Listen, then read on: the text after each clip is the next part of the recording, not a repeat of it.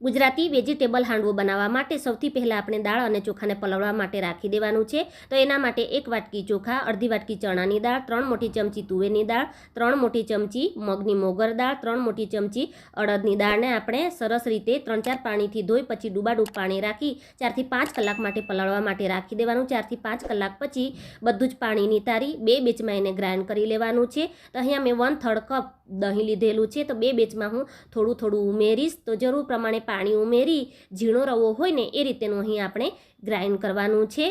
અને પછી 1 મિનિટ માટે સરસ રીતે ફેટી લેવાનું કે જેથી એમાં સરસ રીતે આથો આવી જાય. પછી ઢાંકણ ઢાંકી 10 કલાક માટે એને આથો આવવા માટે રાખી દેવાનું. તો 10 કલાકમાં આ રીતે સરસ રીતે આથો આવી જશે.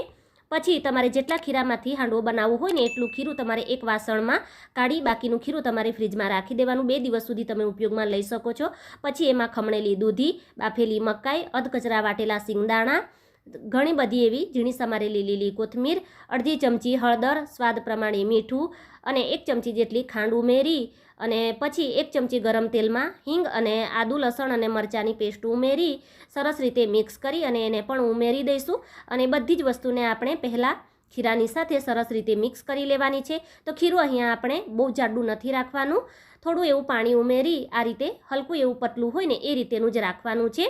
હવે તૈયાર કરેલા ખીરામાંથી એક હાંડવો બને ને એટલું ખીરું એક વાસણમાં અલગથી કાઢી 1 ચપટી જેટલો એમાં ખાવાનો સોડા ઉમેરી સરસ રીતે મિક્સ કરી લેવાનું છે. હવે જાડા તળિયાવાળું વાસણ લઈશું. એમાં તલ, રાઈ, મીઠા લીમડાનો વઘાર કરી એને થોડું ફેલાવી દેવાનું અને હાંડવાનું ખીરું એમાં ઉમેરી સરસ રીતે ઉપરથી સરખું કરી ઢાંકણ ઢાંકી સાવ ધીમા તાપે એને 7 થી 8 મિનિટ માટે થવા દેવાનું. 7 થી 8 મિનિટ પછી એને આ રીતે કિનારીઓને અલગ કરી પલટાવી દેવાનું. અને આ બાજુથી પણ જો તેલની જરૂર લાગે ને તો થોડું એવું તેલ ઉમેરી ફરીથી એને ઢાંકણ ઢાંકી 3-4 મિનિટ માટે થવા દેવાનું. અને છરી નાખી તમારે ચેક કરી લેવાનું. જો છરી ક્લીન નીકળે એટલે સમજવાનું કે હાંડવો સરસ રીતે કૂક થઈ ગયો છે. તો તમે જોઈ શકો છો અહીંયા 2 બાજુથી સરસ એવો કલર આવી ગયો છે. જો ગરમીમાં શાક રોટલી કે દાળ ભાત ના ખાવું હોય ને તો ગુજરાતી આ વેજીટેબલ હાંડવો જરૂરથી બનાવજો. પ્લીઝ લાઇક, શેર અને સબસ્ક્રાઈબ.